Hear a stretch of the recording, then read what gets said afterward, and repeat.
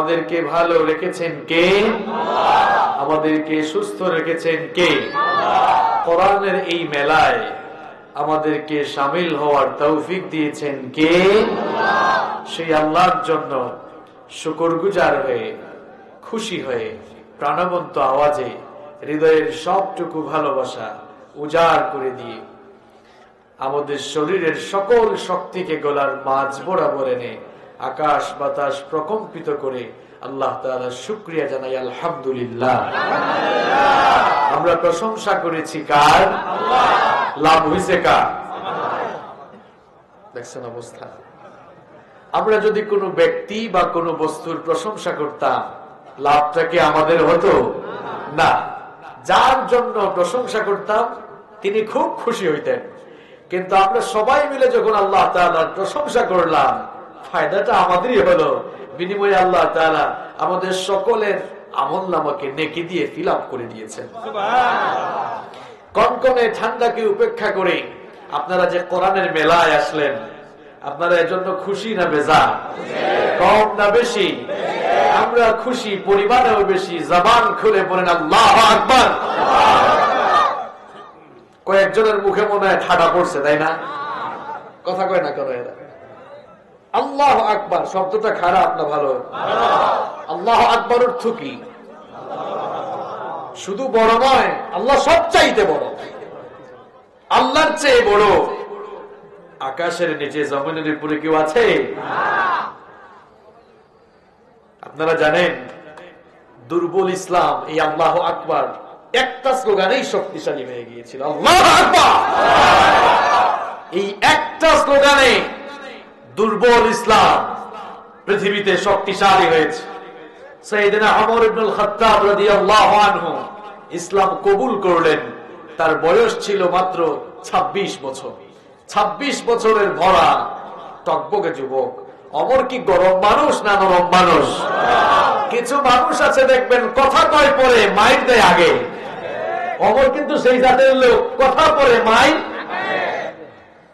ওমর ইবনুল খাত্তাব রাদিয়াল্লাহু আনহু ইসলাম কবুল করার পর বিশ্বনবী সাল্লাল্লাহু আলাইহি ওয়াসাল্লামের কাছে এসে বললেন, আলাসনা আলাল হক, আমরা কি হকের উপরে প্রতিষ্ঠিত নই?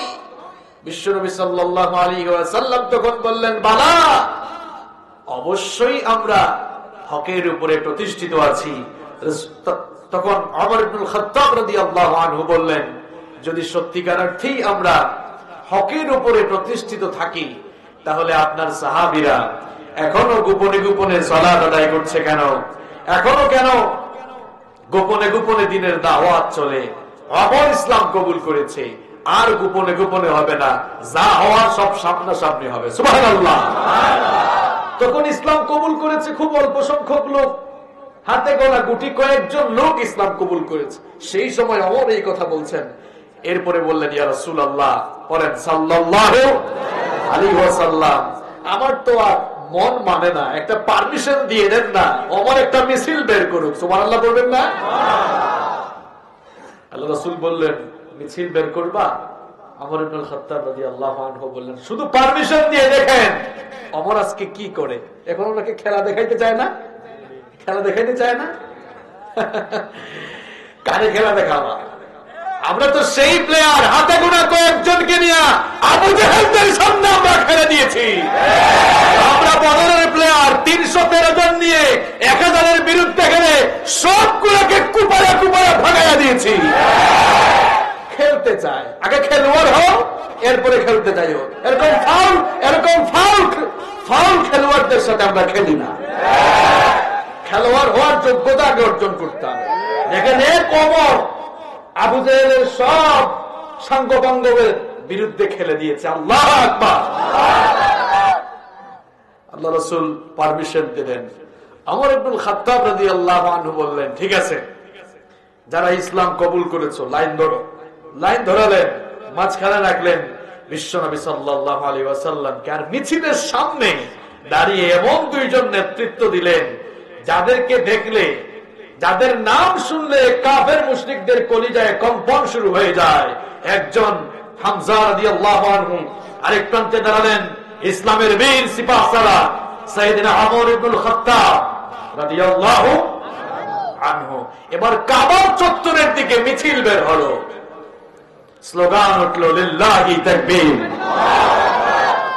একটু জাতে আসছে এখন সবাই, আপনারা যেমন স্লোগান দিলেন ওই রকম স্লোগান। কাবার চত্বর প্রকম্পিত। আবু জাহেল কয়, আমার নির্বাচনী এলাকায় নতুন স্লোগান কে দেয়, বের হয়ে দেখতো। বের হয়ে দেখার পরে সে বললো, স্যার ঘটনা তো খারাপ। কি হয়েছে? কয় আমাদের পার্টির লোক কিন্তু ওই পার্টিতে চলে গেছে। কয় মানে?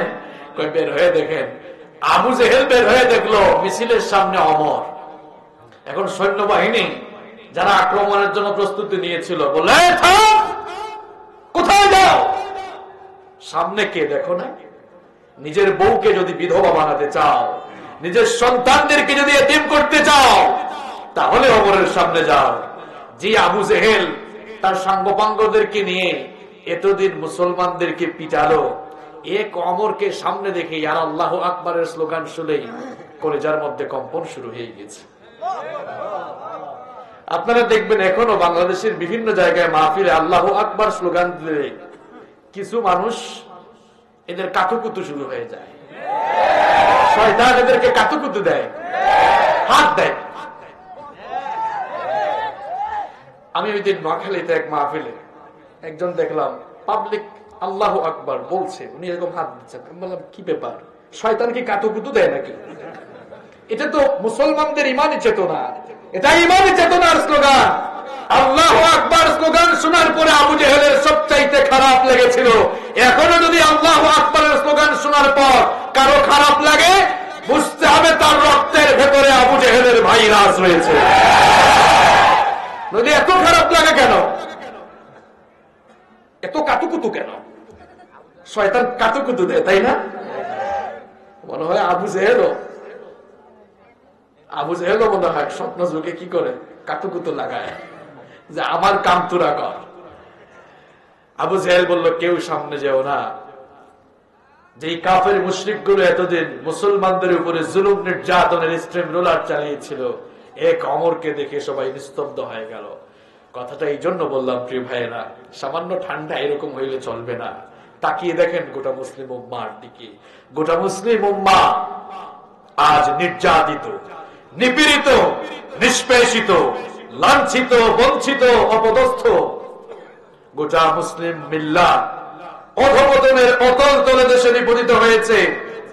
অধপতিত এই মুসলিম উম্মাকে অধপতনের অতল তলদেশ থেকে যদি আমরা বের করতে চাই, আমার সামনে যে যুবক আর তরুণ ভাইরা রয়েছেন, আপনাদেরকে অমরের ভূমিকায় অবতীর্ণ হয়ে ইসলামের ঝান্ডা হাতে নিয়ে অমরের মতো আপনারা যদি আবারও একটিবার পৃথিবীতে আল্লাহু আকবারের ঐক্যবদ্ধ স্লোগান উঠাতে পারেন, দেখবেন গোটা দুনিয়ার ইসলাম বিরোধীদের কলিজার মধ্যে কম্পন শুরু হয়ে যাবে।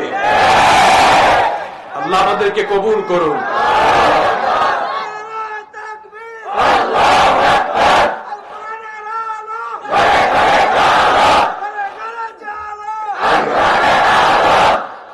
আল্লাহ কবুল করেন।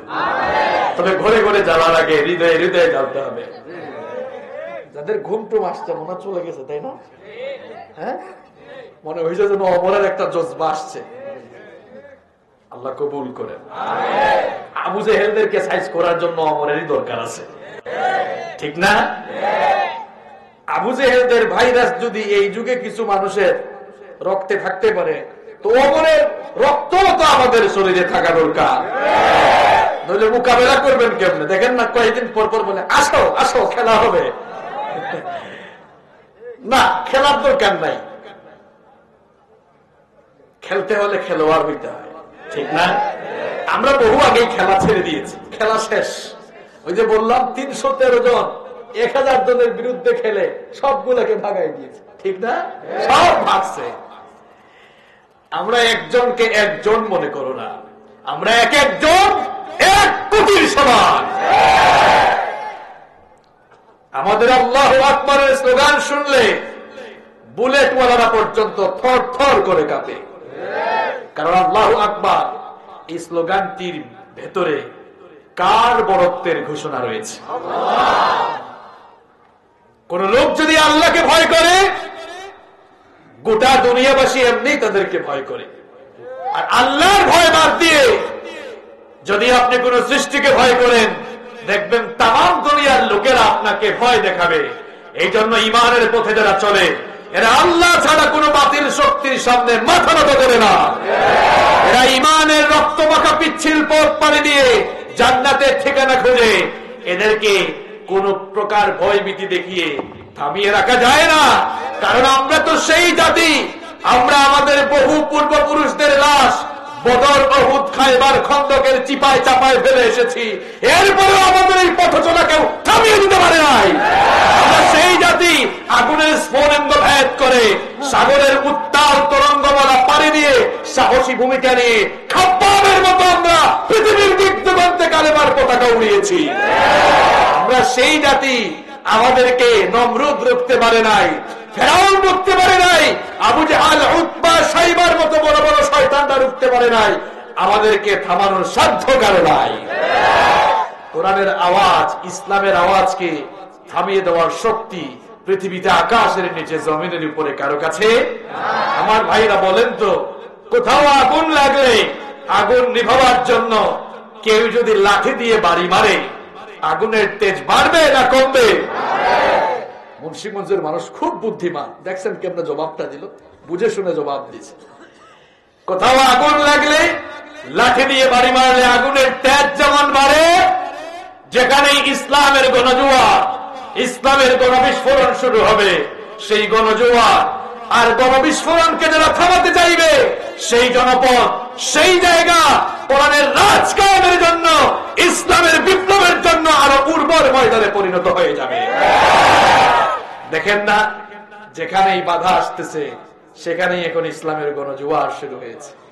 এখন মাহফিল গুলোতে বাধা কম না বেশি? বাধা দেওয়ার কারণে মাহফিলে যুবকদের উপস্থিতিও কম না বেশি? বেশি। এদের মাথা খারাপ হয়ে গিয়েছে। কেন খারাপ হলো? এই যুবকগুলোর চরিত্র নষ্ট করার জন্য কোটি কোটি টাকা খরচ করে তারা সিনেমা বানালো, নাটক বানালো। তাদের সিনেমা, নাটক কিছুই যুবকরা দেখে না। কোরআনের আওয়াজ শুনলেই যুবকরা পঙ্গপালের মতো দৌড়াতে থাকে। যুবক আর তরুণরা কোরআনের জন্য পাগল হয়ে গিয়েছে, পাগল পাড়া হয়ে গিয়েছে। এই জন্য তারা ভাবলো, হায় হায়, এটা কি হলো? আমাদের পুকুরের জিয়ানো মাছ সব তো দেখি ইসলামের পুকুরে চলে যায়। এই জন্য হাঁস মুরগি চোরাদের মাথা কিন্তু খারাপ হয়ে গিয়েছে।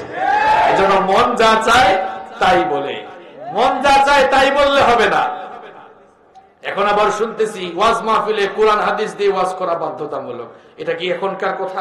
এটা তো 1500 বছর আগের কথা, ঠিক না? এই দেশে কয়েকজন লোক, কয়েকজন বক্তা আছেন, আমরা তাদের হেদায়েতের জন্য দোয়া করছি, যারা কোরআন হাদিসের বাহিরে আজগুবি কিচ্ছা কাহিনী কিংবা আজগুবি জিকির এগুলো দিয়ে সময় নষ্ট করে। গুটি কয়েকজনকে দিয়ে গোটা ইসলামকে পরিমাপ করা যাবে না। তাদের এই কর্মকাণ্ড এই দেশের ওলামায়ে কেরাম, হক্কানি ওলামায়ে কেরাম কখনো সমর্থন করেন না। কিন্তু আমরা যারা কথা বলি, আমরা কোরআন সুন্নাহর রেফারেন্স দিয়ে বাস্তব ভিত্তিক, বিজ্ঞান ভিত্তিক কথা বলি। এখানে আমার একটা কথা আছে, এই দেশে এটা আইন পাস হওয়া উচিত যে কোরআন হাদিস দিয়ে কথা বলতে হবে। কিন্তু এখানে তো আমারও একটা কথা আছে, কোরআন হাদিস দিয়ে ওয়াজ করা যেমন বাধ্যতামূলক, তেমনি কোরআন হাদিসের কথা বললে সহ্য করার ক্ষমতা থাকাটাও বাধ্যতামূলক হওয়া উচিত। শরীর দুর্বল, পাওয়ারি ওষুধ খাইলে তো এই শরীর আরো দুর্বল হবে। সহ্য ক্ষমতা থাকতে হবে। আমরা সব সময় কোরআন হাদিস দিয়ে কথা বলি।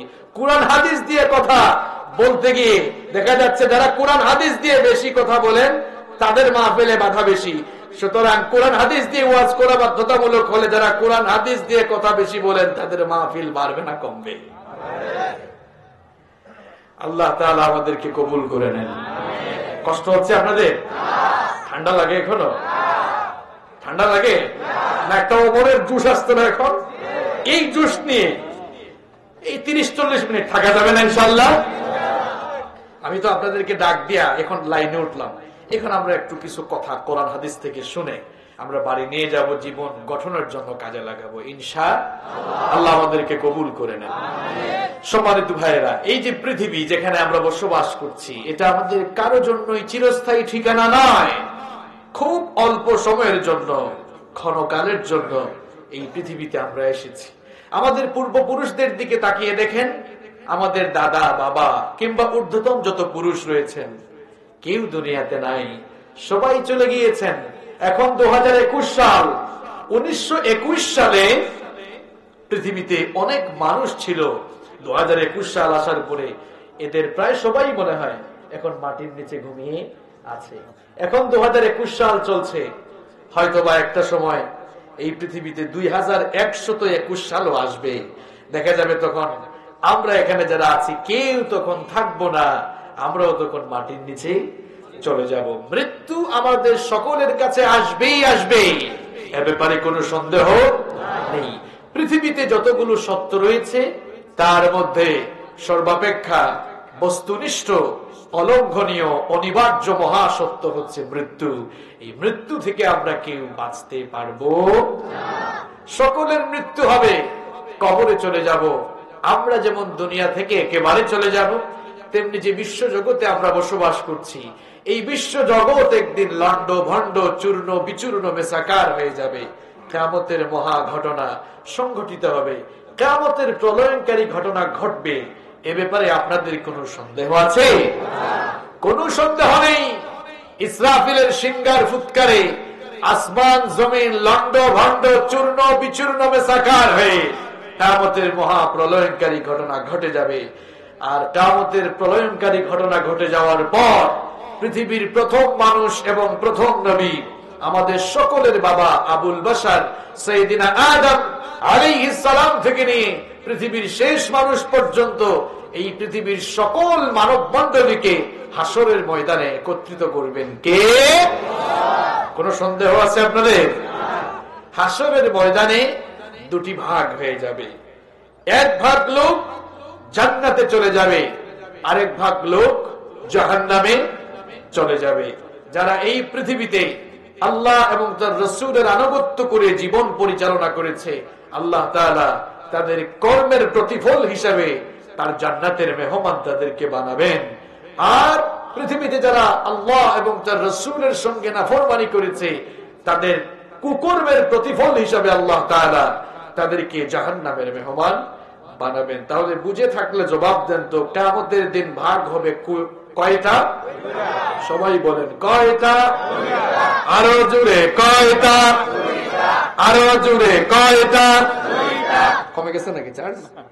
দুইটা, এক ভাগ জান্নাতি আরেক ভাগ। আমরা কোথায় যেতে চাই? যারা বললো না জাহান্নামে যাওয়ার খুব খায়েশ উঠছে না, দিবে একদম। আমরা যেতে চাই কোথায়?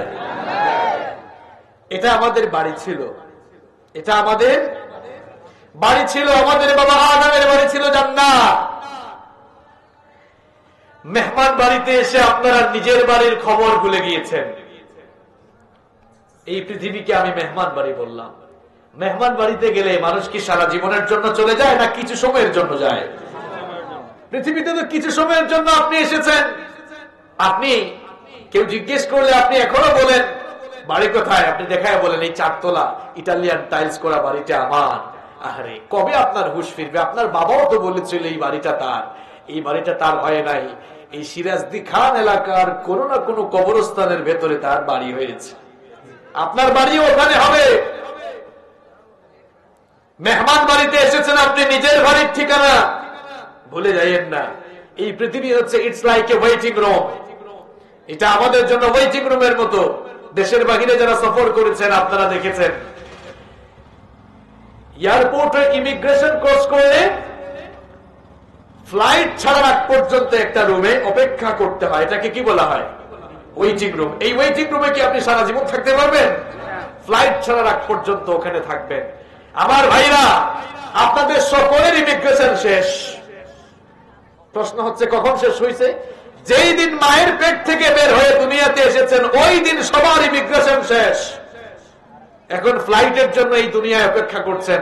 মালাকুল মউত যখনই ফ্লাইটটা নিয়ে আসবেন, দুনিয়ার সকল মায়া মমতা মোহ ত্যাগ করে আপনাকে ওই ফ্লাইটের মাধ্যমে পরপারে পাড়ি জমাতে হবে। কিসের চাকচিক্য আর কিসের ধান্দায় পড়ে আছেন আপনি? নিজের বাড়ির ঠিকানা কেন ভুলে গেলেন? আমাদের বাড়ি জান্নাত। আমাদের বাড়ি কোথায়? এখন নিজের বাড়ি থেকে মেহমান বাড়িতে আপনি আসলেন, আমি চট্টগ্রাম থেকে আপনাদের মুন্সিগঞ্জে আজকে আসলাম, ভাইরা রিসিভ করে নিয়ে আসছে, যাওয়ার সময় আপনারা কিন্তু আগাই দিয়ে দিয়েছেন, বুঝছেন? বলে রাখলাম আগে। কেন রাখলাম বলে, কারণ যাওয়ার রাস্তাটা আমি চিনি না। এই যে আপনাদের এখানে যেমন কিছু সময়ের জন্য মেহমান হয়ে আসছে, একটা এক্সাম্পল দিচ্ছে, আপনারাও পৃথিবীতে আসছেন মেহমান বাড়িতে, ওই বাড়িতে আবার যাওয়ার জন্য রাস্তাটা যেন ভুলে না যান। পৃথিবীতে এসে যদি আপনি শয়তানের সাথে তার মুরিদ হয়ে তার রাস্তায় চলাফেরা শুরু করে দেন, আর কিন্তু নিজের বাড়িতে ঢুকতে পারবেন। দুনিয়াতে এসে আপনারা ঘর বাড়ি বানায়া মনে করছেন কি সুন্দর বাড়ি, আসেন আজকে আমাদের বাড়িটা, আমাদের বাড়িতে যেটা আমরা ফেলে আসছি, যেখানে আমরা যাব, ওই বাড়ির ঠিকানা এটা কোথায়, এই বাড়িটা কেমন দেখতে, কেমন কেমন করে বানানো হয়েছে, কেমন বিনোদনের ব্যবস্থা সেখানে আছে, আমাদের আসল বাড়ির পরিচয়, আসল বাড়ির ঠিকানা, আসল বাড়ির অবস্থান, আসল বাড়ির ধরন প্রভৃতি সব আমরা আজকে জানবো ইনশাআল্লাহ। সবাই থাকবেন তো শেষ পর্যন্ত? কেন থাকবেন জানেন? আজকে সবাইকে নিজের বাড়ির ঠিকানা দেওয়া হবে, সবাইকে নিজের বাড়ির। আল্লাহ তাআলা বলছেন, তোমরা তো কল্পনাও করতে পারবে না কি চমৎকার ঠিকানা, কি চমৎকার বাড়ি তোমাদের জন্য আমি বানিয়েছি। কোরআনে কারীমের 32 নম্বর সূরা সূরাতুস সাজদার 17 নম্বর আয়াতে আল্লাহ তাআলা বলছেন, ফালা তা'লামু নাফসুম মা উখফিয়া লাহুম মিন কুররাতি আয়ুনিন জাযাআম বিমা কানু ইয়ামালুন। আল্লাহ তাআলা বলছেন, কেউ জানে না তাদের সুকর্মের প্রতিফল হিসাবে আল্লাহ তাআলা তাদের জন্য কেমন নয়নাভিরাম নয়ন প্রীতিকর জান্নাত রেখেছেন, কেমন চক্ষু শীতলকারী জান্নাত আল্লাহ তাআলা তোমাদের জন্য রেখেছেন, কেউ তো তোমরা জানো না। আবার হাদিসে কুদসির মধ্যে আল্লাহ তাআলা বললেন, আ'আদাতু লিইবাদিয়াস সালিহিন মা লা আইনু রাআত ওয়া লা উযুনুন সামিআত ওয়া লা খাতারা আলা কলবি বাশার। আল্লাহ তাআলা বলছেন, আমি আমার নেককার বান্দাদের জন্য এমন অকল্পনীয়, এমন অবর্ণনীয়, এমন নয়নাভিরাম নয়ন প্রীতিকর চক্ষু শীতলকারী জান্নাত রেখেছি, যেই জান্নাত পৃথিবীর মানুষের কোন চোখ কখনো দেখে নাই, যেই জান্নাতের নিয়ামতের কথা পৃথিবীর কোন মানুষের কান কখনো শ্রবণ করে নাই, যেই জান্নাতের সৌন্দর্য কেমন হবে পৃথিবীর কোন মানুষের অন্তঃকরণ দিয়ে কখনো চিন্তা করতে পারে নাই, এমন অকল্পনীয় অবর্ণনীয় নয়ন প্রীতিকর জান্নাত আমি তোমাদের জন্য রেখে দিয়েছি।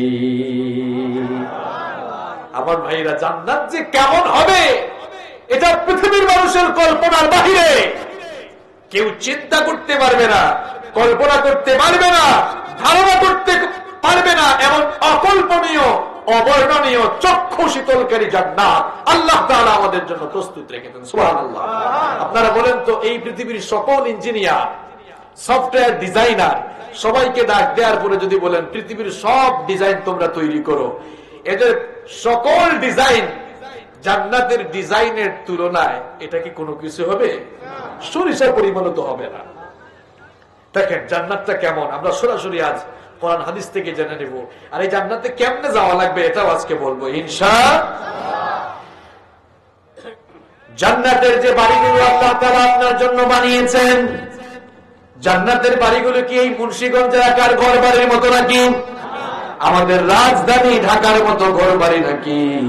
তাহলে প্রশ্ন হলো, আমাদের বাড়িটা কেমন হবে? জান্নাতে আমাদের ঘর কেমন হবে, কত বড় হবে?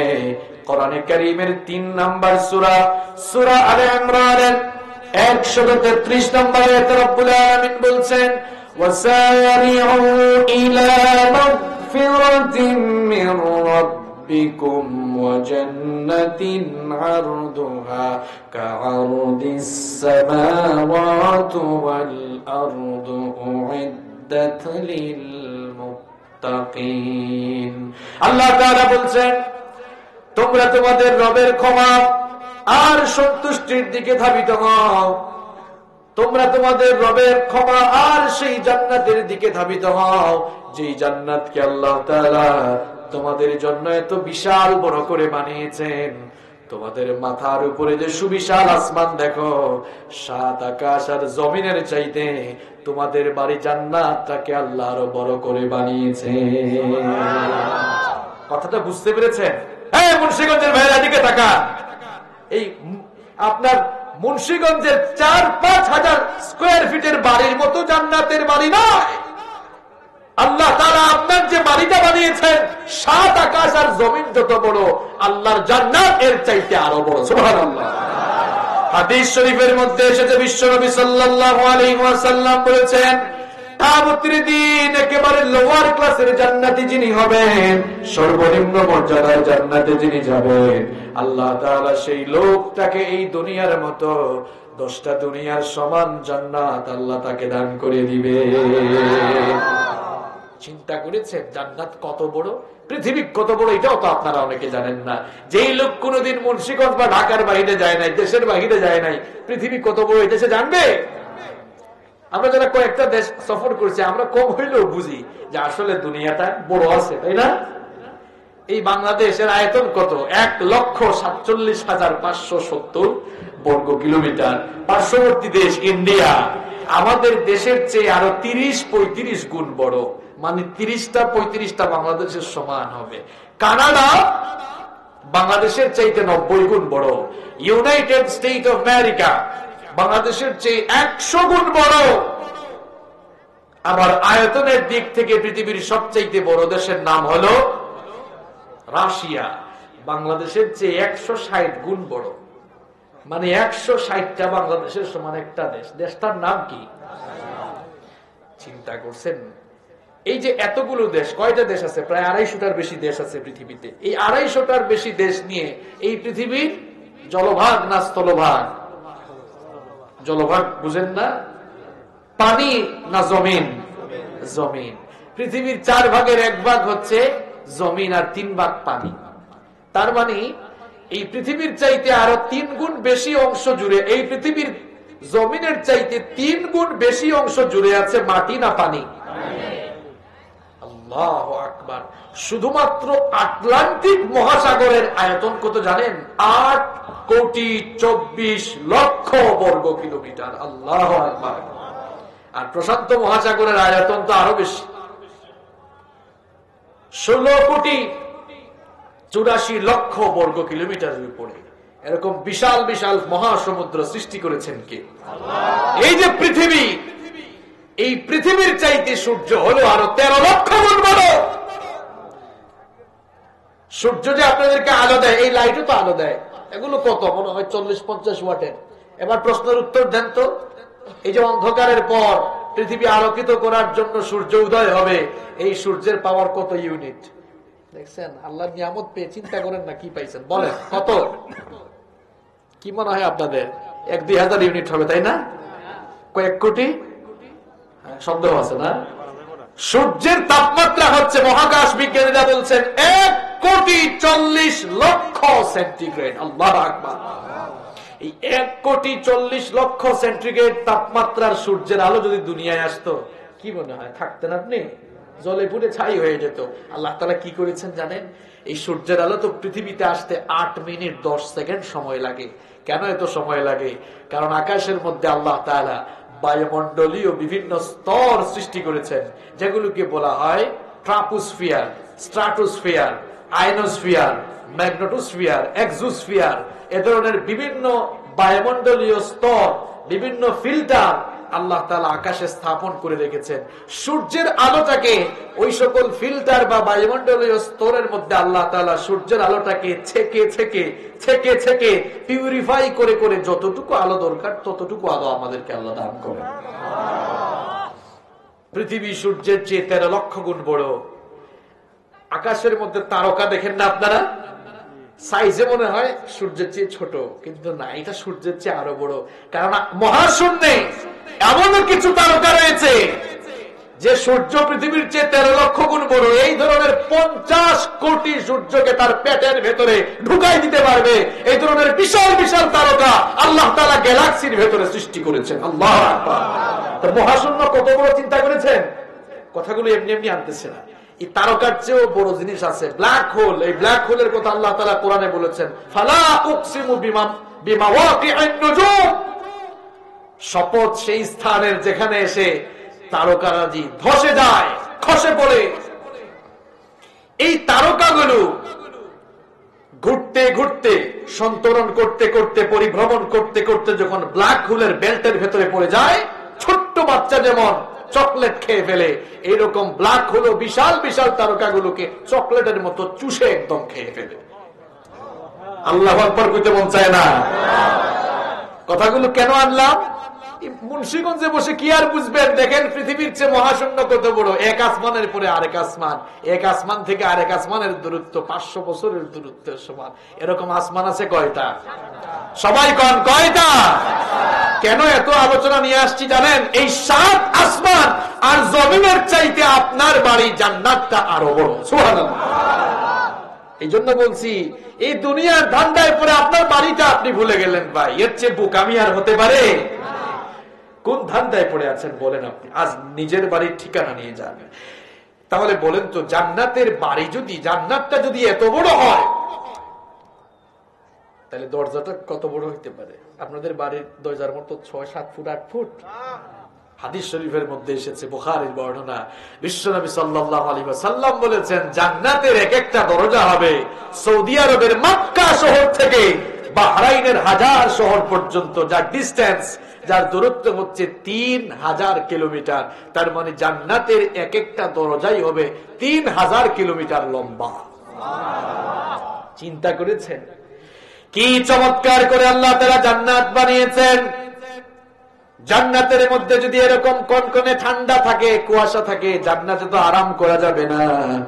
আবার বৈশাখ আর জ্যৈষ্ঠ মাসের মতো যদি প্রচন্ড গরম থাকে, তাহলেও তো জান্নাতে আরাম করা যাবে না। এই জন্য আল্লাহ তাআলা বলছেন, শোনো শোনো, জান্নাতটাকে আমি তোমাদের জন্য কেমন বানালাম। কোরআনে কারীমের 76 নম্বর সূরা, সূরাতুদ দাহারের 13 নম্বর আয়াতে রব্বুল আলামিন বলছেন, লা ইয়ারাউনা ফিহা শামসান ওয়ালা জামহারিরা। সেখানে সূর্যের প্রচন্ড উত্তাপ থাকবে না, কনকনে ঠান্ডাও থাকবে না। অর্থাৎ গোটা জান্নাতকে আমি একেবারে নাতিশীতোষ্ণ আবহাওয়ার মতো করে রেখেছি। আরো আসতে বলেন সুবহানাল্লাহ। তাহলে জান্নাতে ঠান্ডাও নাই, গরমও। এবার আসেন, জান্নাতের বালাখানা বিল্ডিং গুলো, প্রাসাদ গুলো কেমন হবে? জান্নাতের বিল্ডিং গুলো মনে হয় মুন্সিগঞ্জের বিল্ডিং এর মতো হবে, রাজধানী ঢাকার বিল্ডিং এর মতো হবে, আমেরিকা লন্ডনের মতো হবে। তাহলে জান্নাতের বিল্ডিং গুলো কেমন হবে? এবার শুনুন, মুসনাদে আহমদের বর্ণনা, বিশ্বনবী সাল্লাল্লাহু আলাইহি ওয়াসাল্লামকে জিজ্ঞেস করা হলো, ওগো আল্লাহর নবী, জান্নাতের বিল্ডিং গুলো কেমন হবে? বিশ্বনবী সাল্লাল্লাহু আলাইহি ওয়াসাল্লাম জবাব দিলেন, লিবনাতুম মিন ফিদ্দাতিন ওয়া লিবনাতুম মিন যাহাব ওয়া মিলাতুহাল মিসকুল আযফার ওয়া হাসবাউহাল লুলু ওয়াল ইয়াকুত ওয়া তুরবাতুহাজ জাফরান। বিশ্বনবী সাল্লাল্লাহু আলাইহি ওয়াসাল্লাম বললেন, জান্নাতের বিল্ডিং গুলোকে স্বর্ণ আর রৌপ্যের ইটের গাঁথুনি দিয়ে নির্মাণ করা হয়েছে। জান্নাতের যে সিমেন্ট আর বালুগুলো ব্যবহার করা হয়েছে, সেই সিমেন্ট আর বালুগুলো হলো মিশকে আম্বরের সুগন্ধি যুক্ত বালিয়ার সিমেন্ট। জান্নাতে যে পাথরগুলো ব্যবহার করা হয়েছে, সেগুলো হলো জান্নাতের বিল্ডিং এর পাথর। জান্নাতের বিল্ডিং এ যে পাথরগুলো নির্মাণ করা হয়েছে, সেই পাথরগুলো হলো ইয়াকুত আর মতির পাথর। আর জান্নাতের যে ফ্লোর গুলো রয়েছে, বিল্ডিং এর ফ্লোর গুলো ইটালিয়ান আর ইন্দোনেশিয়ান টাইলস করা নয়, বরং জাফরান দিয়ে আল্লাহ প্রস্তুত করেছে। এবার বলেন তো, জান্নাতের বিল্ডিং গুলোর সাথে দুনিয়ার কোন বিল্ডিং এর কোন মিল আছে? হ্যাঁ, ইটের মিল আছে, বালু সিমেন্টের মিল আছে, পাথরের মিল আছে, টাইলসের মিল আছে?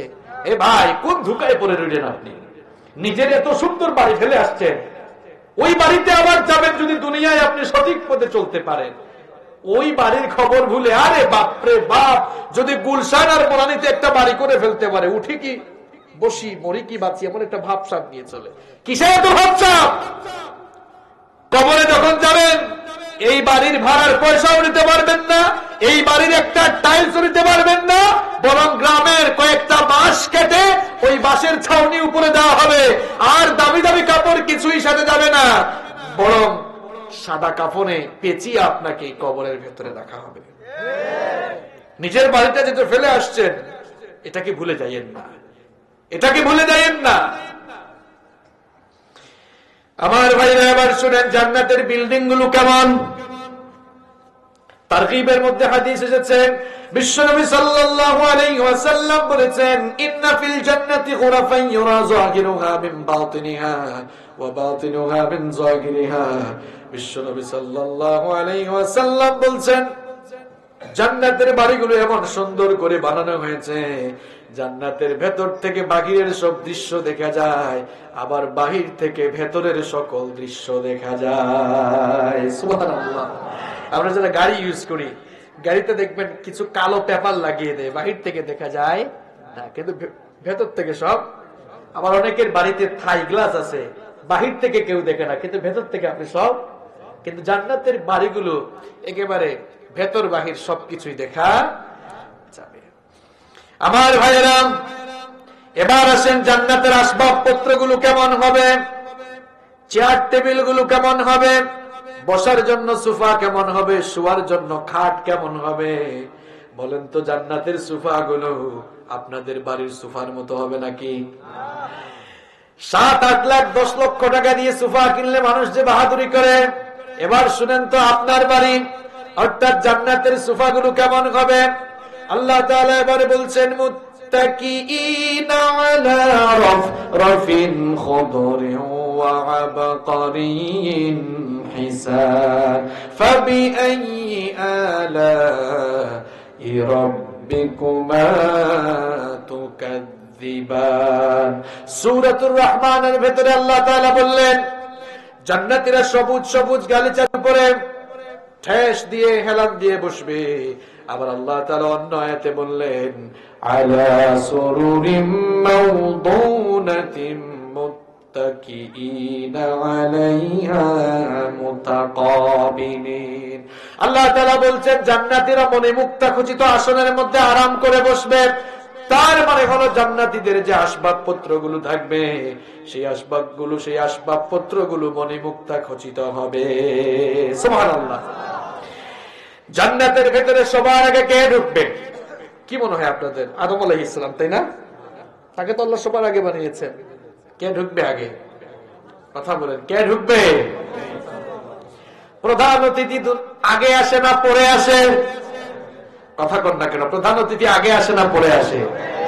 প্রধান অতিথি সবার আগে আসে না পরে আসে? পরে আসে বলে মর্যাদা কম না বেশি? আমার নবীর সিরিয়াল সমস্ত নবীর উপরে, কিন্তু মর্যাদা হলো সমস্ত নবীদের উপরে। সুবহানাল্লাহ। এসেছেন সবার পরে, কিন্তু মর্যাদা সবার নিচে না সবার উপরে? আমার নবী বলতেন, আমি এসেছি দুনিয়ায় সবার উপরে, কিন্তু আমাকে মর্যাদা দেওয়া হয়েছে সবার উপরে। আল্লাহর নবী বলতেন, বুখারীর বর্ণনা, আনা সাইয়্যিদু ওয়ালাদি আদম ইয়াউমাল কিয়ামাহ।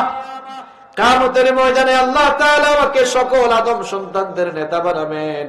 শুধু তাই নয়, ইসরাফিলের সংজ্ঞার ফুৎকারের পরে যখন কবর থেকে মানুষকে উঠানো হবে, ওয়া আনা আউয়ালু মান ইয়ানশাক্কু আনহুল কবর, সবার আগে আমাকেই কবর থেকে উঠানো হবে। শুধু তাই নয়, কিয়ামতের দিন ওয়া আনা আউয়ালু শাফি'আ, সবার আগে আমি সুপারিশ করার সুযোগ পাবো। শুধু তাই নয়, ওয়া আনা আউয়ালু মুশাফফা, সবার আগে আমার সুপারিশ কবুল করা হবে। আর সবার আগে আমি জান্নাতে যাব, কারণ আমার মাধ্যমে কিয়ামতের দিন আল্লাহ তাআলা জান্নাত উদ্বোধন করবেন। আমার নবী কিয়ামতের দিন জান্নাতের গেটের কাছে যাবেন। মুসলিম শরীফের হাদিস, বিশ্বনবী সাল্লাল্লাহু আলাইহি ওয়াসাল্লাম বলছেন, কিয়ামতের দিন জান্নাতের দরজার কাছে গিয়ে আমি অর্ডার করব, আতি বাবাল জান্নাতি ইয়াউমাল কিয়ামাহ। কিয়ামতের দিন জান্নাতের দরজার কাছে, জান্নাতের গেটের কাছে গিয়ে বলবো, ফাস্তাফতিহ, জান্নাতের দরজাটা খুলে দাও। জান্নাতের গেটের দারওয়ান ফেরেশতা তখন বলবে, মান আনতা, হু আর ইউ, আপনি কে? রাসূল করিম সাল্লাল্লাহু আলাইহি ওয়াসাল্লাম নিজের পরিচয় দিবেন, আনা মুহাম্মদ। পড়েন সাল্লাল্লাহু আলাইহি ওয়াসাল্লাম নিজের পরিচয় দিবেন। ফেরেশতা তখন বলবেন, বিকা উমিরতু লা আফতাহু লি আহাদিন ক্বাবলাক, আপনার ব্যাপারেই তো আমি আদিষ্ট হয়েছি, আপনার জন্যই আমি অপেক্ষা করছি। আল্লাহ তাআলা আমাকে আদেশ দিয়েছেন আপনি আসার আগ পর্যন্ত যেন জান্নাতের দরজাটা না খুলি, কারণ আজকে আপনার মাধ্যমে জান্নাতকে উদ্বোধন করা হবে।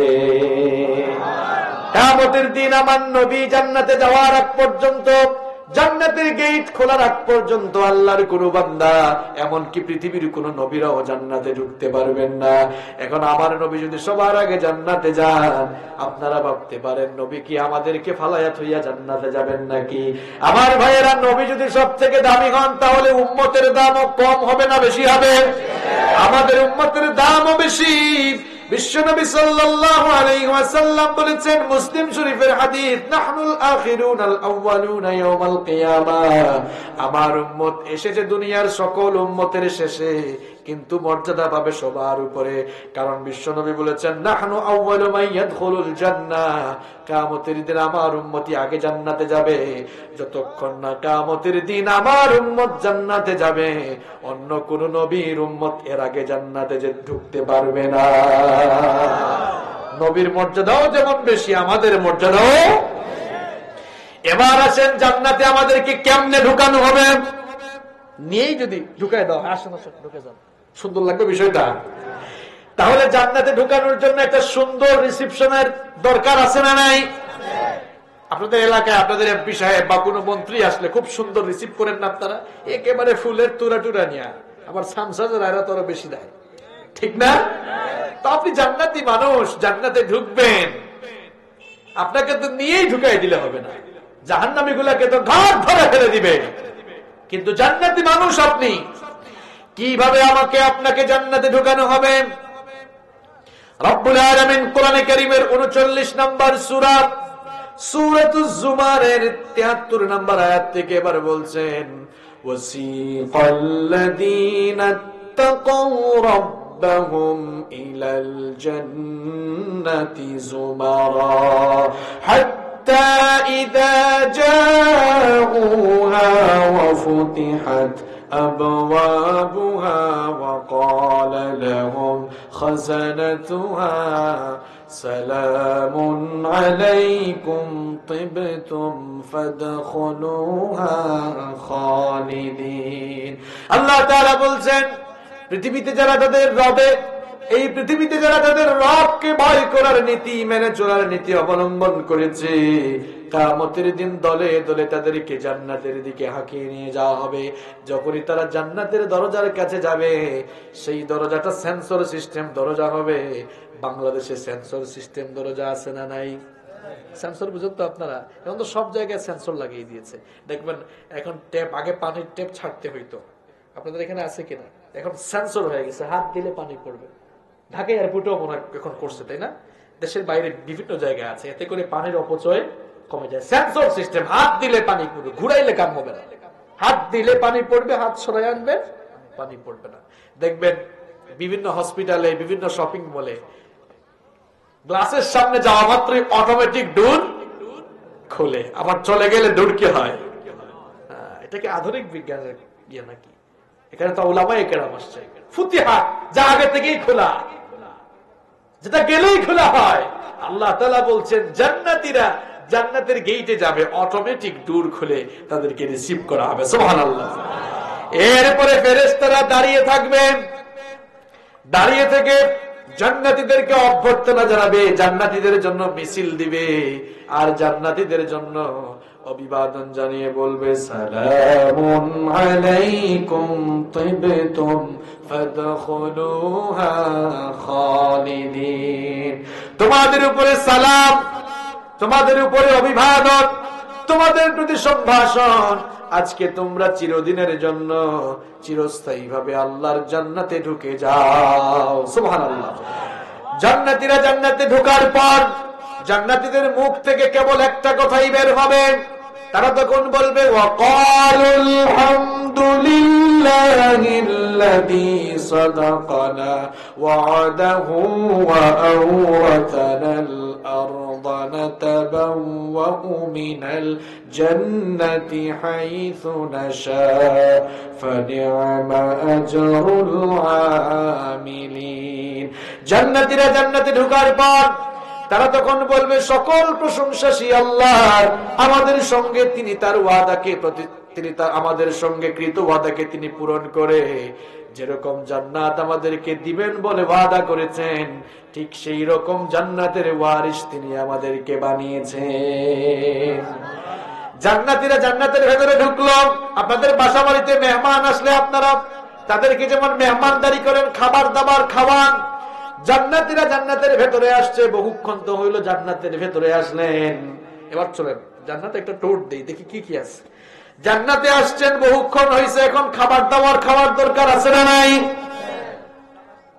জান্নাতে কি মেহমানদারি করা হবে, মেনু কি থাকবে, কোন কোন আইটেমের খাবার জান্নাতীদেরকে খাওয়ানো হবে, এবার ভালো করে শুনেন। নবীজি বলছেন জান্নাতীদেরকে প্রথম যে খাবার খাওয়ানো হবে সেটি হলো মাছের কলিজা ভুনা করে জান্নাতীদের সামনে রাখা হবে। মাছের কলিজা ভুনা করে জান্নাতীদের সামনে ফেরেশতারা পরিবেশন করবে। এটা এমন এক জায়গা, চাওয়া মাত্রই পূরণ করে দিবেন কে? যা চাইবেন তাই পাবেন। ওয়ালাকুম ফিহা মা তাশতাহি আনফুসুকুম ওয়ালাকুম ফিহা মা তাদউন নুজুলাম মিন গফুরির রহিম। কোরআন কারীমের 41 নম্বর সূরা, সূরা হামিম আস-সাজদা এর 31 এবং 32 নম্বর আয়াতে বললেন, সেই জান্নাতের ভেতরে তোমরা যা চাইবা, চাওয়া মাত্রই তোমাদের চাওয়া পরিপূরণ করে তা তোমাদের সামনে পরিবেশন করা হবে। সুবহানাল্লাহ। সকাল সন্ধ্যায় সেখানে রিজিক দেওয়া হবে। ইন্না হাদা লারিজকুনা মা লাহু মিন নাফা। এই রিজিক কখনো ফুরাবে না, নিঃশেষ হয়ে যাবে না। যখনই চাইবেন চাওয়া মাত্রই দান করবেন কে? সবার আগে মাছের কলিজা ভুনা করে জান্নাতীদেরকে খাওয়ানো হবে। চিকেন থাকবে, বিফ থাকবে, মাটন থাকবে।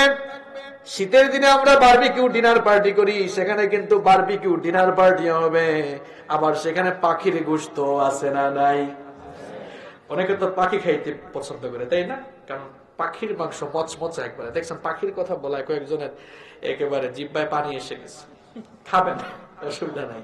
কোরআনে কারীমে আল্লাহ তাআলা বলছেন ওয়ালাহমিন তায়রিম মিম্মা ইয়াশতাহুন। যেই ধরনের পাখির গোশত বান্দা তোমার খেতে মন চাইবে, দেখবা চাওয়া মাত্রই সেই চাওয়াকে পূর্ণ করে দিয়ে সেটা সামনে পরিবেশন হয়ে যাবে। সুবহানাল্লাহ। এরপরে শুধু তো খাওয়া দাওয়া থাকলে হবে না, খাবার দাবার খাওয়ার পরে ফলমূল তো খাওয়া লাগে। সকল ধরনের ফল সেখানে থাকবে।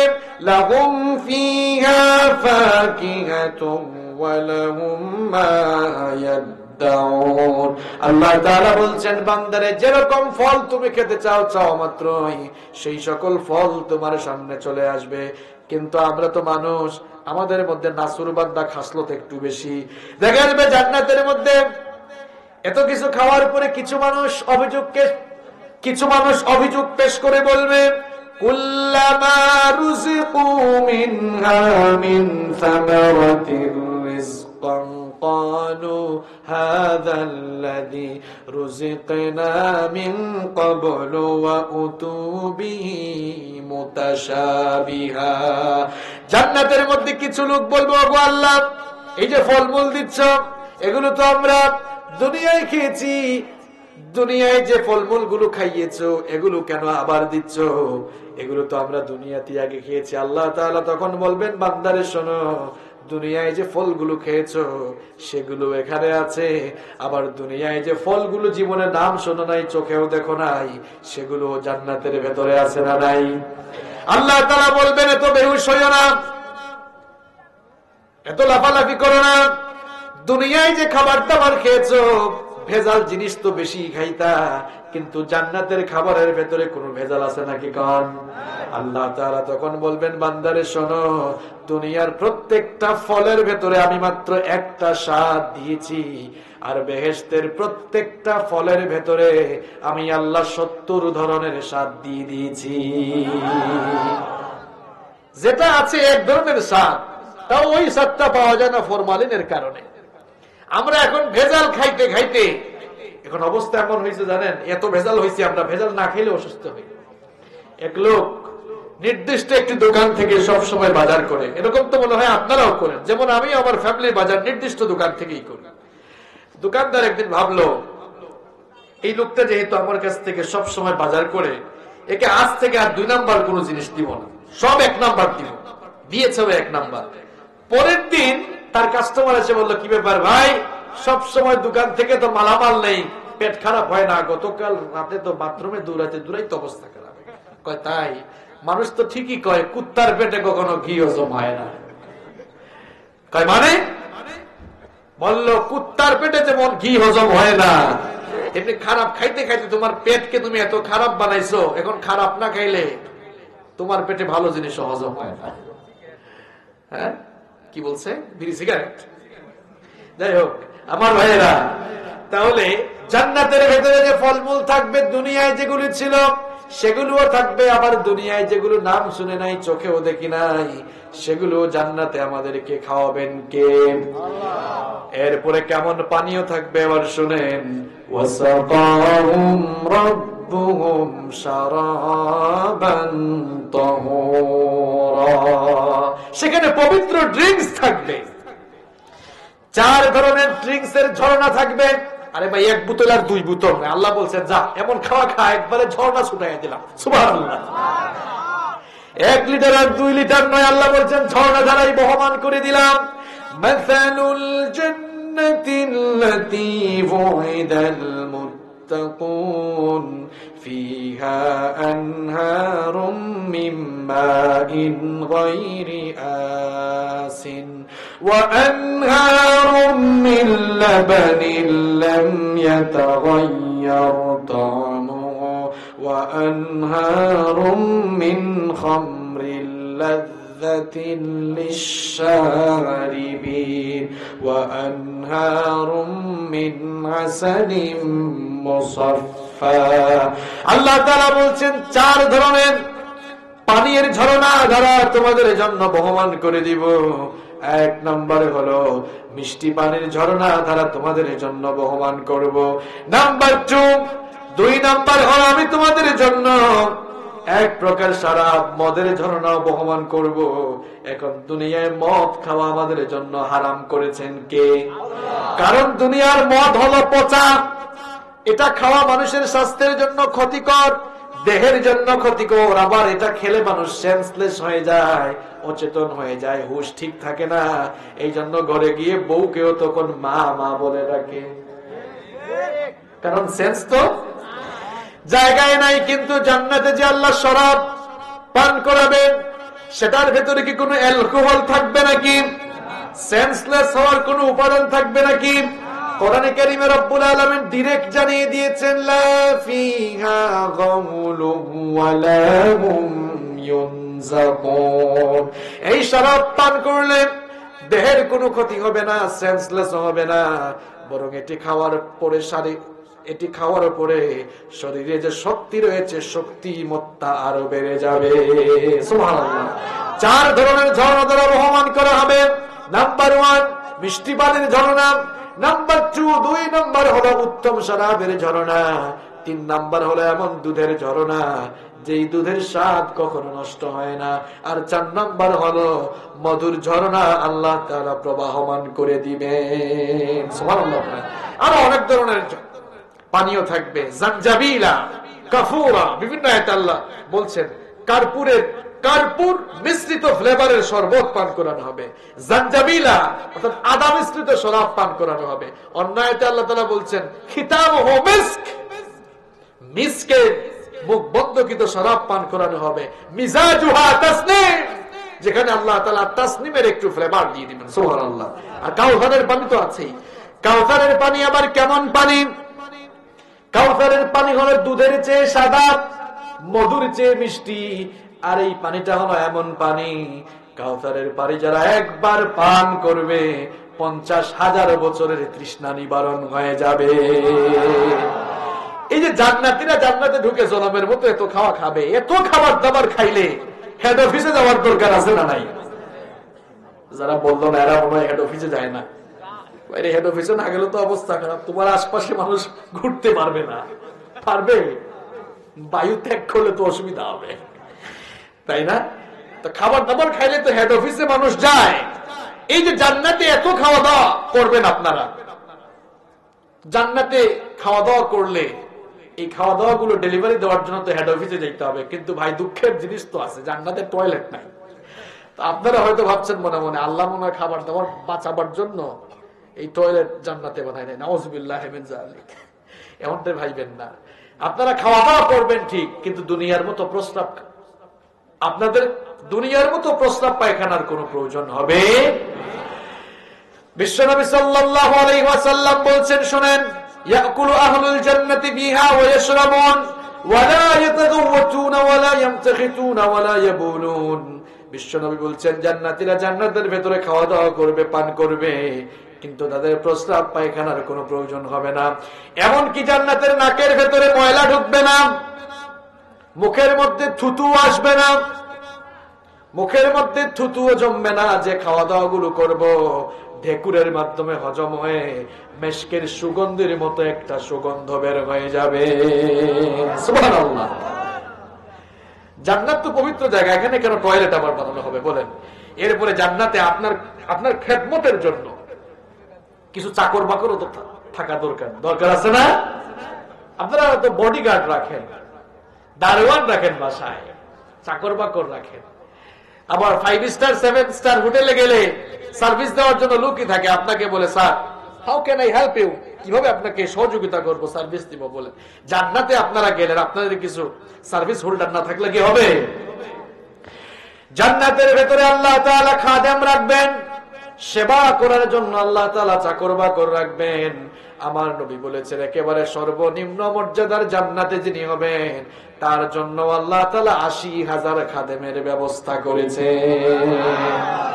একেবারে সর্বনিম্ন জান্নাতেও যিনি যাবেন তার জন্য 80,000 খাদেম থাকবে। খুশি তো আপনারা?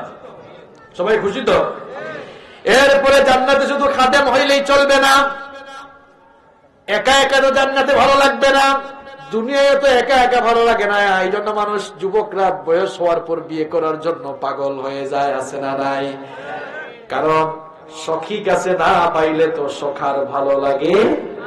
জান্নাতের ভেতরে এত নিয়ামত থাকবে, কিন্তু যদি আপনার কোনো সখী না থাকে, জান্নাতে যদি আপনার জন্য, আপনার সময় কাটাবার জন্য কোনো সঙ্গিনী না থাকে, তাহলে তো ভালো লাগবে না। এই জন্য রব্বুল আলামিন সর্বনিম্ন মর্যাদার একজন জান্নাতীদের জন্য 72 জন হুর প্রস্তুত রেখেছে। এই হুরগুলো মনে হয় দুনিয়ার মেয়েদের মতো, তাই না? হুরদের সৌন্দর্যের কথা কি আর বলবো, কোরআনের বহু জায়গায় তো রব্বুল আলামিন নিজেই বলেছেন, কাআন্নাহুন্নাল ইয়াকুত ওয়াল মারজান। আবার অন্য আয়াতে বলছেন কাআমসালিল লুলুইল মাকনুন, অন্য আয়াতে বলছেন লাম ইয়াতমিথহুন্না ইনসুন ক্বাবলাহুম ওয়ালা জান। এমন হুর তোমাদের জন্য রেখেছি, জিন বা মানুষ কোনদিন যাদেরকে স্পর্শ করে নাই। এরা হলো এমন ঝিনুকের নিচে লুকিয়ে থাকা মুক্তোর মতো। এদের সৌন্দর্যের কথা কি আর বলবো রে ভাই, এদের সৌন্দর্য হলো এমন, এরা যদি এই দুনিয়ার আকাশে এসে মাত্র একটি বার উকি দিত, তাহলে এই পৃথিবীর পূর্ব দিগন্ত থেকে পশ্চিম দিগন্ত পর্যন্ত আলোক উজ্জ্বল হয়ে যেত। এমন সুন্দর সুন্দর হুর আল্লাহ তাআলা আপনাদের জন্য রেখেছেন। যুবক তরুণ ভাইরা, রাস্তাঘাটে তো মেয়েরা হেঁটে গেলে, আরে বাপরে বাপ, একেবারে মাথাটা তো অন্ধকার হয়ে যায়। এবার ভালো করে শুনেন, যে হুরগুলো আল্লাহ তাআলা জান্নাতীদের জন্য রেখেছেন, বিশ্বনবী বলছেন, জান্নাতের একজন হুর যদি মাত্র একটিবার তার কাপড়টা এরকম আলতু করে নাড়া দিত, দুনিয়ার আকাশে এসে যদি মাত্র একবার আলতু করে নাড়া দিত, তাহলে তাদের সুগন্ধে এই দুনিয়ার পূর্ব দিগন্ত থেকে পশ্চিম দিগন্ত সুগন্ধি যুক্ত হয়ে যেত।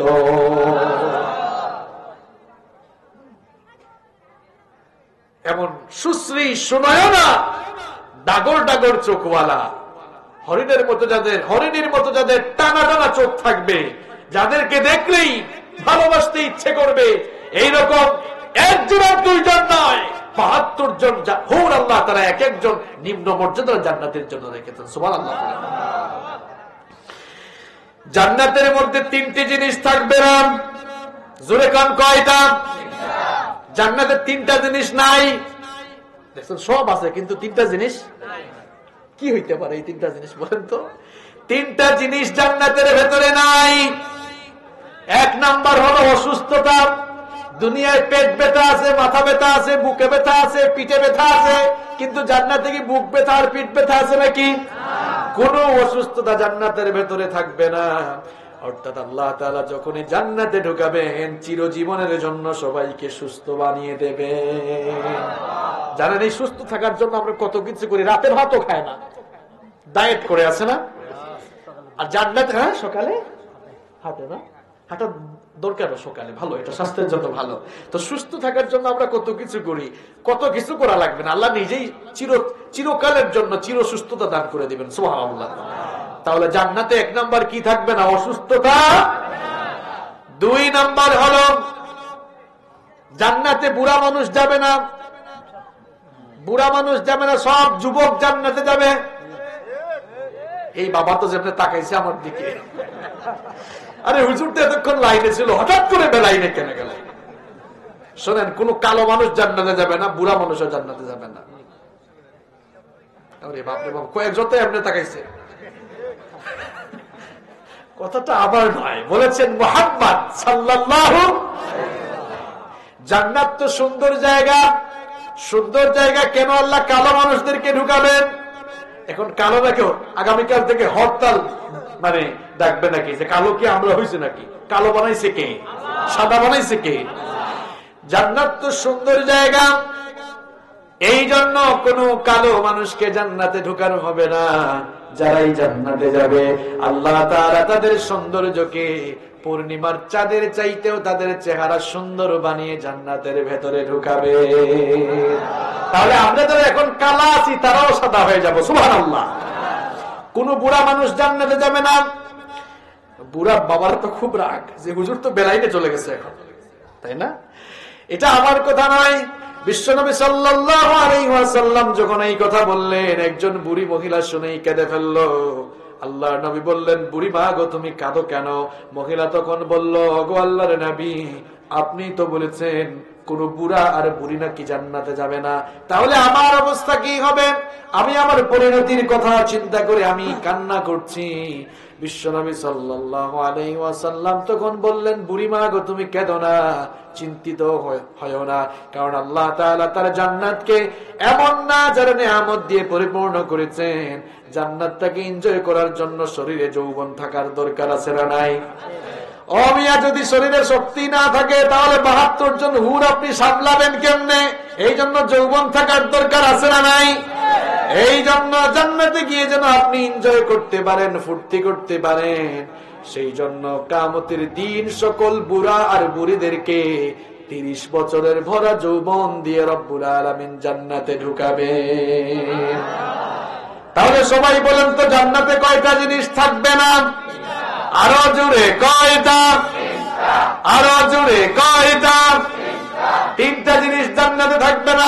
এক নাম্বার অসুস্থতা, দুই নাম্বার হলো বুড়া বুড়িগিরি জান্নাতে থাকবে না, তিন নাম্বার হলো জান্নাতে গেলে মানুষ কোনদিন মরবে না।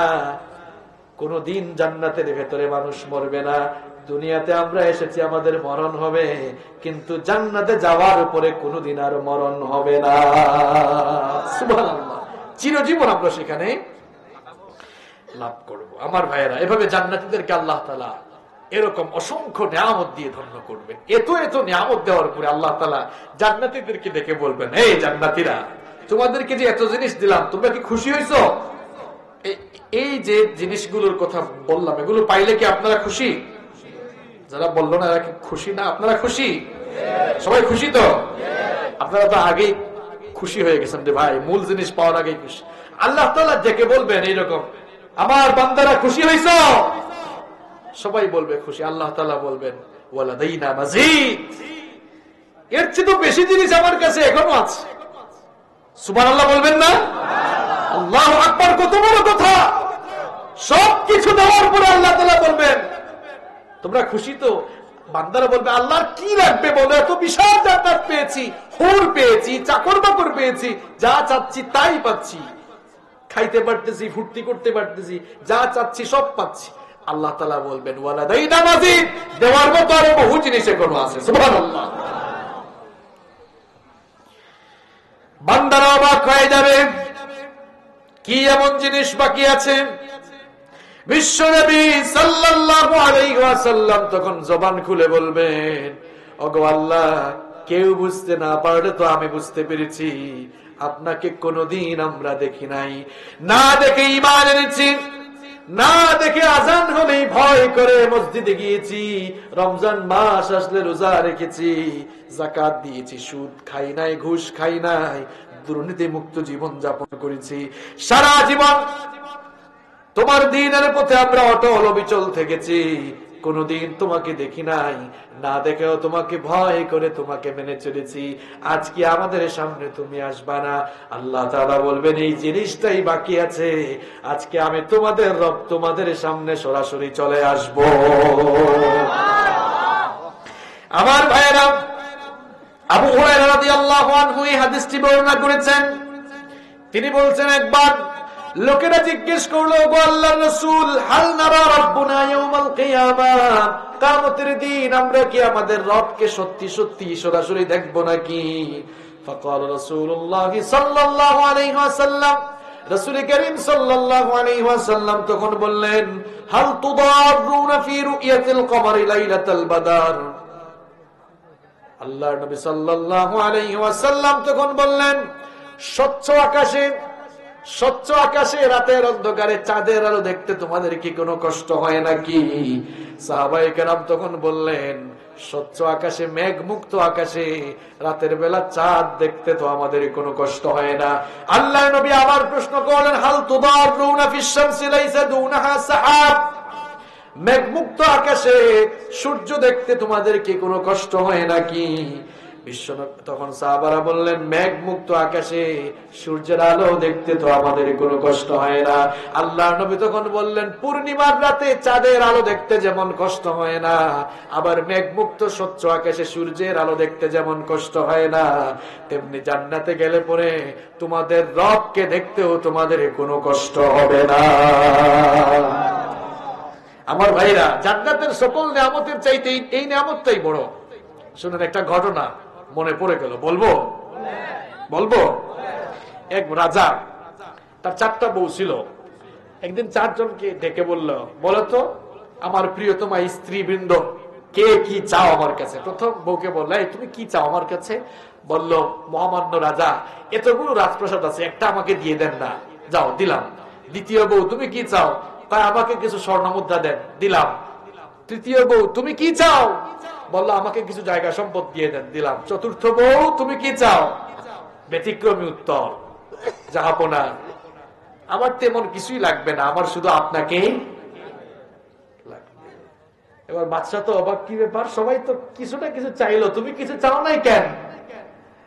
এবার চতুর্থ স্ত্রী, ছোট বউটা বুদ্ধিমতী, খুব বুদ্ধিমতী, বললো, আমি এদের মতো বোকা না, আমি স্পেসিফিক কোন জিনিস না চেয়ে সরাসরি আপনাকে চেয়েছি, এই জন্য, কারণ আমি ভালো করেই জানি আপনাকে পেয়ে গেলে আপনার সব অটোমেটিক আমার হয়ে যাবে। তাহলে আমরাও যদি আল্লাহর হয়ে যাই, আল্লাহর সবকিছু কার হবে?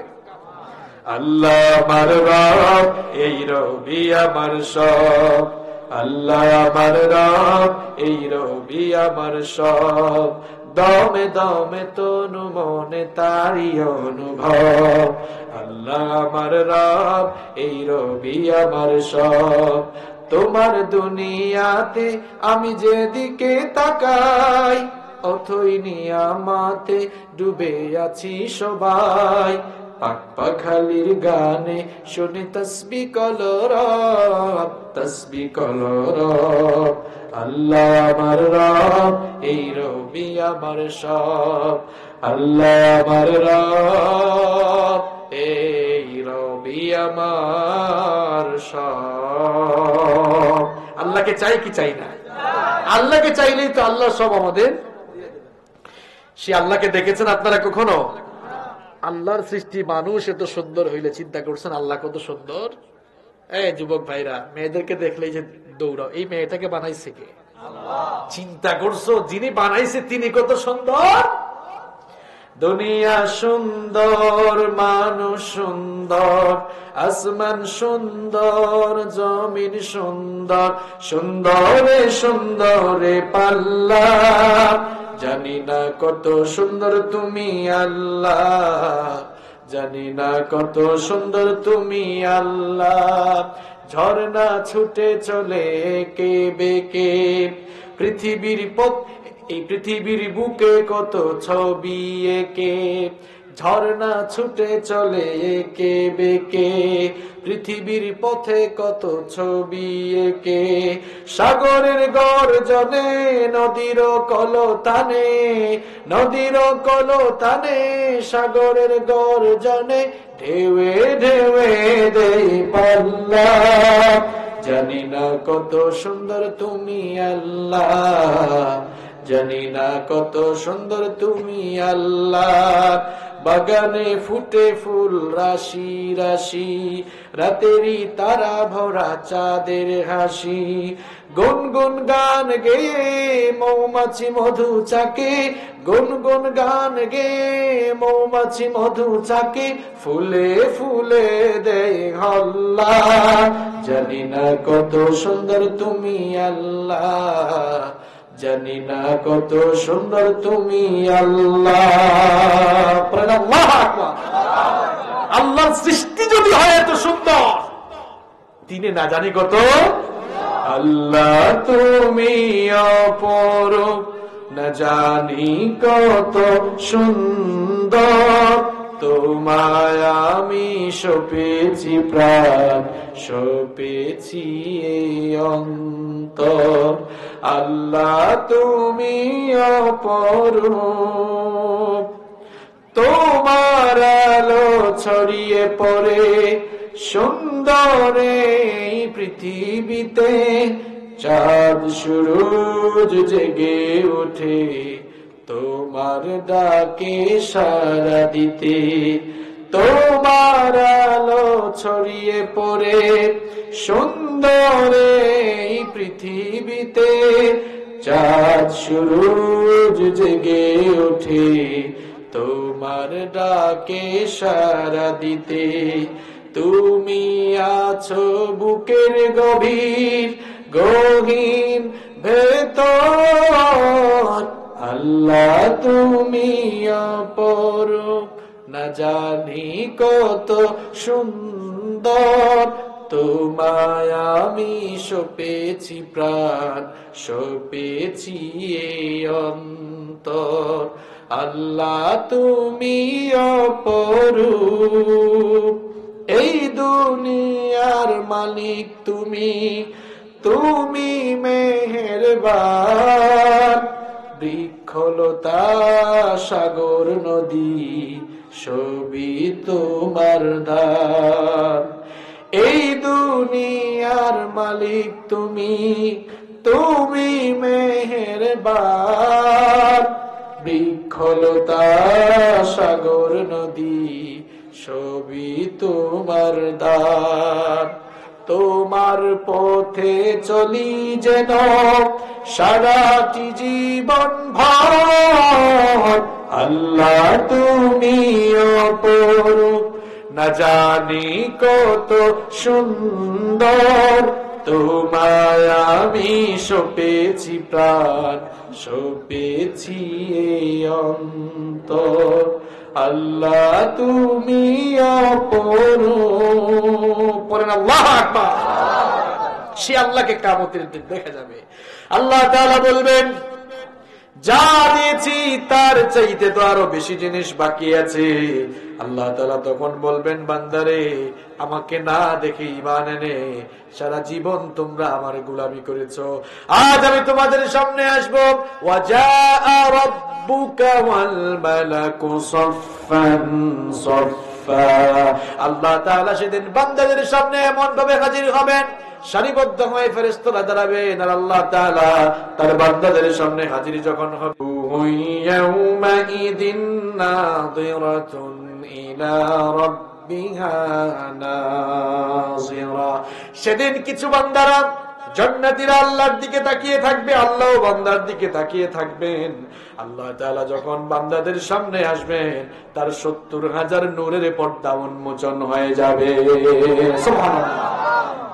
বান্দারা আল্লাহকে দেখে হতভম্ব হয়ে আল্লাহর দিকে তাকিয়ে থাকবে, আল্লাহ তাআলাও বান্দার দিকে তাকিয়ে থাকবেন। এভাবে যে কত হাজার বছর চলে যাবে বান্দা টের পাবে। আমার ভাইয়েরা, আমরা তো গুনাহগার মানুষ, কত গুনাহ আমরা করছি। সেই পবিত্র অনুষ্ঠানে আল্লাহ না জানি আমরা কোনো কুনাকানায় জায়গা পাই কিনা, বসার কোনো জায়গা না পেলে, দাঁড়ানোর কোনো জায়গা না পেলে, কুনায় কানায় যেন একটু জায়গা পাই। আল্লাহ আমাদেরকে কবুল করে নাও। যেই বাড়িতে আমরা যাব, মুমিনদের বাড়ি কোথায়? যারা বললো না এদের বাড়ি কি মুন্সিগঞ্জ নাকি, মুমিনদের বাড়ি কোথায়? আপনাদের বাড়ির ঠিকানা, অবস্থান ভুলে গিয়েছেন বলে এই নকল বাড়িতে এসে সব ভুলে গিয়েছেন আপনারা। আজ আপনাদের নিজেদের বাড়ির ঠিকানা জানিয়ে দিয়ে গেলাম। এই বাড়িতে যাওয়ার প্রস্তুতি দুনিয়ায় নিতে, প্রস্তুতিটা কেমন হবে? যতক্ষণ না আমাদের দেহ থেকে প্রাণ বের হয়, ততক্ষণ আমরা আল্লাহ আর তার রাসূলের আনুগত্য করে আমাদের জীবন পরিচালনা করব। রাজি আছেন? কোরআনুল কারীমকে ধারণ করে, কোরআনে কারীমকে ধারণ করে, লালন করে, কোরআনের রঙে রঙিন হয়ে, কোরআনের আলোয় আলোকিত একটি জীবন আমরা সাজাবো ইনশাআল্লাহ। আল্লাহ তাআলা আমাদের সকলকে সেই তৌফিক দান করেন। আমিন। আপনাদের কমিটির কোনো বক্তব্য থাকলে শুনবো, না থাকলে সরাসরি মুনাজাতে চলে যাবো। এখানে কি আচ্ছা, সমাধান চাও যদি জীবনে মরণে, না গাইলে হবে না, এতগুলো তো গাইলাম। আচ্ছা ঠিক আছে, মুনাজাতের আগে হবে ইনশাআল্লাহ। কোন বক্তব্য আছে আপনাদের? আচ্ছা, সভাপতি সাহেবের বক্তব্য শুনে এরপরে আপনাদের একটা রিকোয়েস্ট আছে, একটা ইসলামের সঙ্গীত, সমাধান চাও যদি জীবনে মরণে, এরপরে আমরা মুনাজাত দিব ইনশাআল্লাহ। মুন্সিগঞ্জের মানুষ কিন্তু মুন্সির মতোই ভালো, কেউ উঠবেন না। যদি জীবনে মরণে ফিরে যাও, খুঁজে নাও, চোখ রাখো কোরআনে, সমাধান চাও যদি জীবনে মরণে ফিরে যাও, খুঁজে নাও, চোখ রাখো কোরআনে, তবেই পাবে সুখ শান্তির ঠিকানা, তবেই পাবে সুখ শান্তির ঠিকানা, যদি মেনে নাও তুমি মনে প্রাণে সমাধান। সমাধান চাও যদি জীবনে মরণে ফিরে যাও, খুঁজে নাও, চোখ রাখো কোরআনে। If you want a solution in here and hereafter, go back, have a look on the Holy Quran. এ যে চির অম্লান চির মুক্তির ডাক, এ যে মহাবাণী খোদাই কালামে পাক, এ যে চির অম্লান চির মুক্তির ডাক, এ যে মহাবাণী খোদাই কালামে পাক। এই দুনিয়ার সেই দুনিয়া, এই দুনিয়ার সেই দুনিয়া, শান্তি পাবে তুমি দোজাহানে সমাধান। পরের সমাধান চাও যদি জীবনে মরণে ফিরে যাও, খুঁজে নাও, চোখ রাখো কোরআনে। If you want a solution in here and hereafter, go back, have a look on the Holy Quran. তবেই পাবে সুখ শান্তির ঠিকানা, তবেই পাবে সুখ শান্তির ঠিকানা, যদি মেনে নাও তুমি মনে প্রাণে সমাধান। সমাধান চাও যদি জীবনে মরণে ফিরে যাও, খুঁজে নাও, চোখ রাখো কোরআনে। এ বাণী সকলের নয় শুধু মুমিনের, যারাই চলবে মেনে ফল পাবে কোরআনের।